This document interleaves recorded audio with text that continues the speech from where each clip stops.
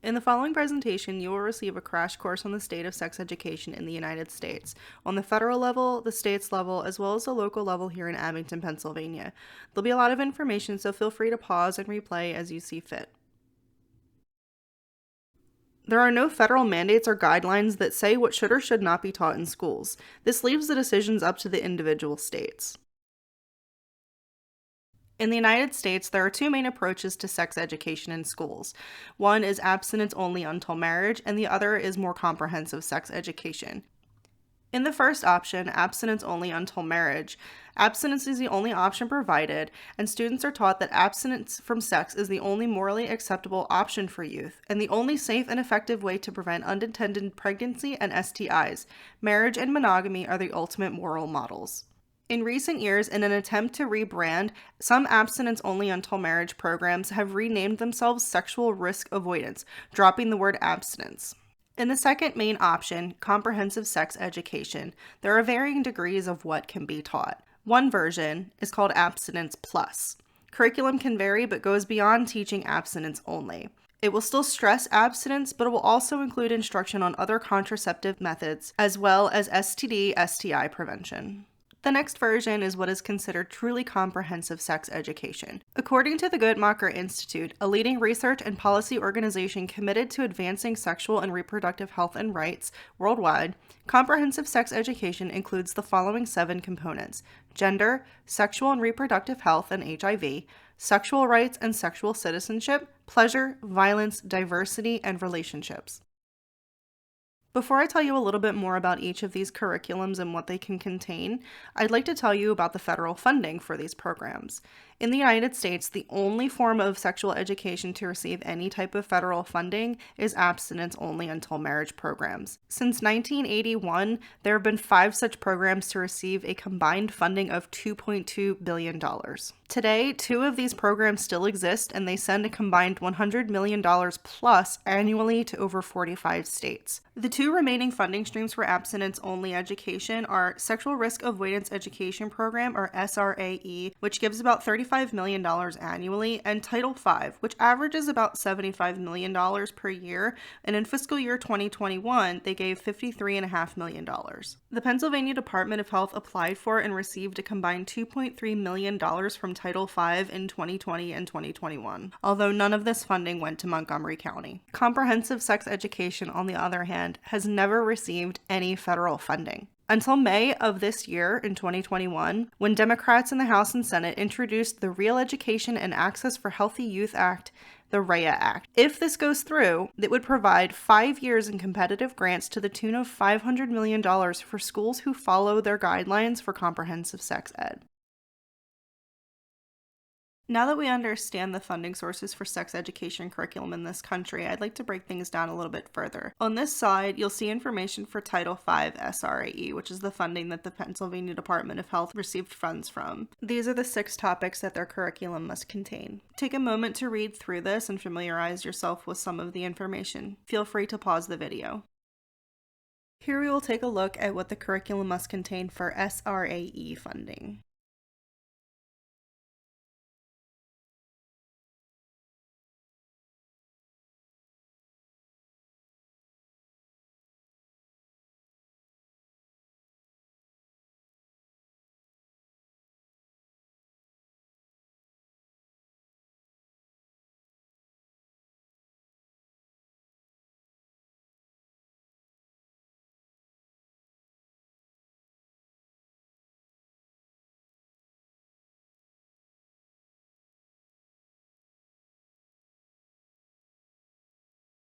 Here we will take a deeper look at what the Guttmacher Institute recommends for a comprehensive sex education.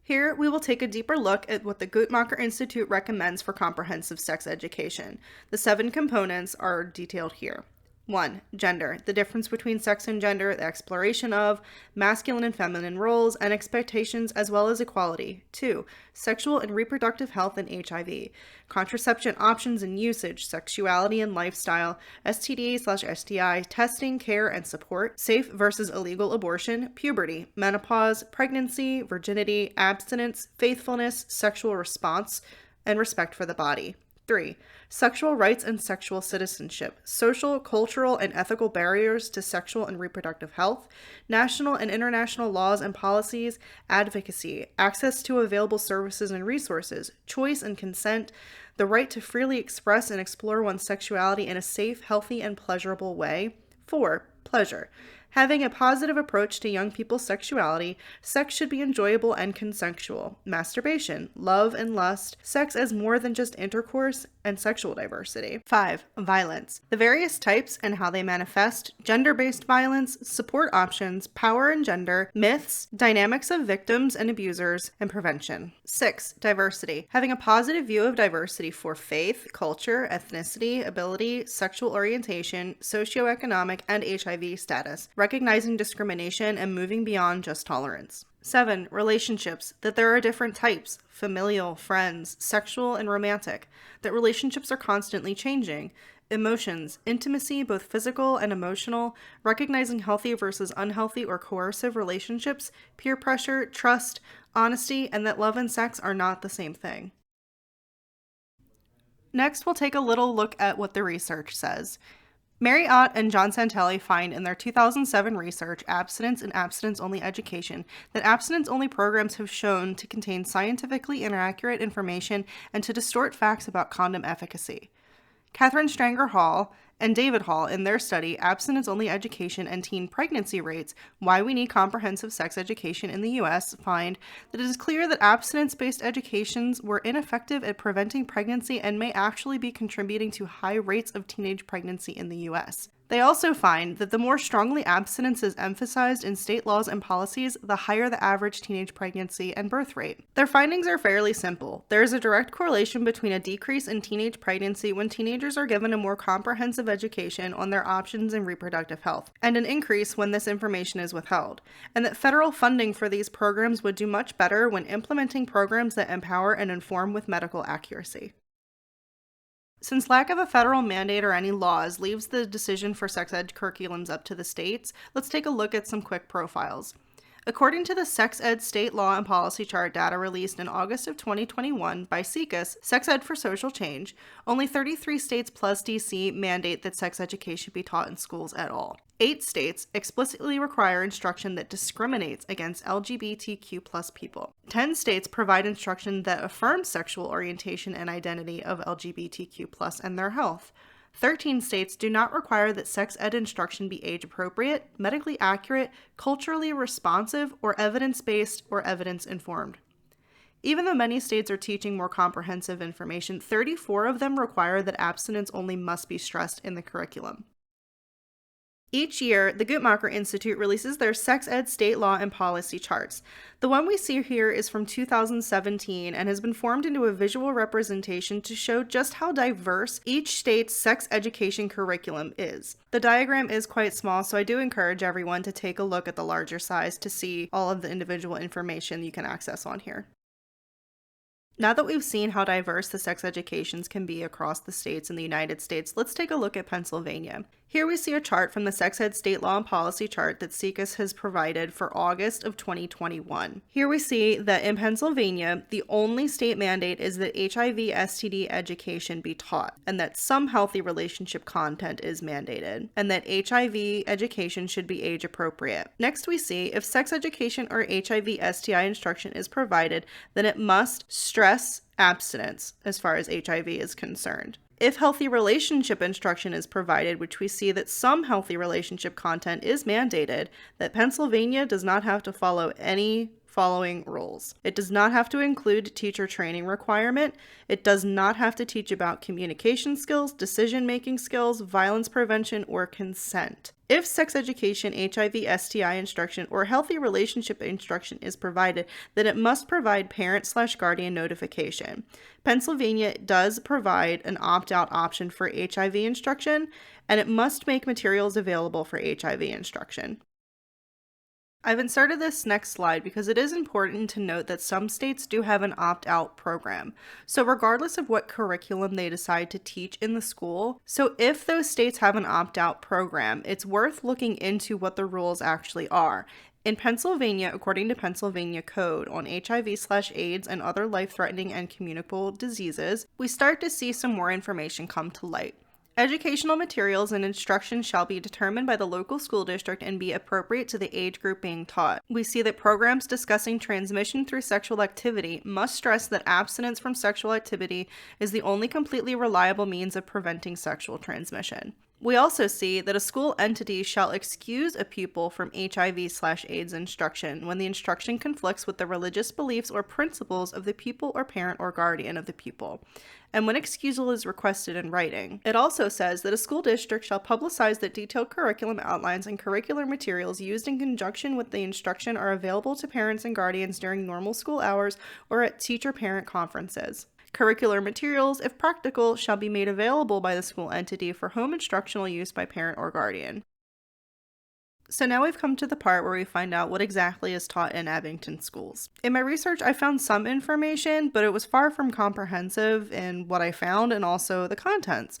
So what exactly is taught? I did find out that sex education is built into the overall health curriculum and is received 2 days a week in one marking period in 9th and 12th grade only. These curriculums, as I've found, have not been updated in 5 years. I did also find out that someone from the Montgomery County Health Department's Victim Services does come in and do a presentation, but I wasn't able to find out further from either the school or trying to contact Montgomery County as to what this program was, what was said, and what was taught. So here I'd like to share with you what was given to me definitively as far as the hard copy curriculum, as well as what I was told verbally by the administrator source that I had. So teachers are only allowed to answer questions about the direct material and are to guide students to seek more information at home. When I questioned this, teachers are supposed to give the students more tools as far as how to communicate and bring these questions up to their parents, which can be very difficult. Again, I did find out that components of sex education were taught in 9th grade and in 12th grade. So in 9th grade, they're taught these components in the 4th marking period of their health class. Concepts of health, stages of growth and development are taught. They're supposed to be able to analyze factors that impact growth and development between adolescence and adulthood. And these bullet points are pretty rough. So relationships as far as dating, friendships, and peer pressure, interpersonal communication, risk factors, both physical inactivity, substance abuse, intentional versus unintentional injuries, and dietary patterns, which there can be some things that overlap in there as far as a comprehensive sex education curriculum. Abstinence has its own bullet point, and STD and HIV prevention has its own bullet point, and then a bullet point for community. The basic overviews as well are overview of reproductive systems, sexual responsibility / abstinence, HIV and AIDS and STDs, and conception and pregnancy.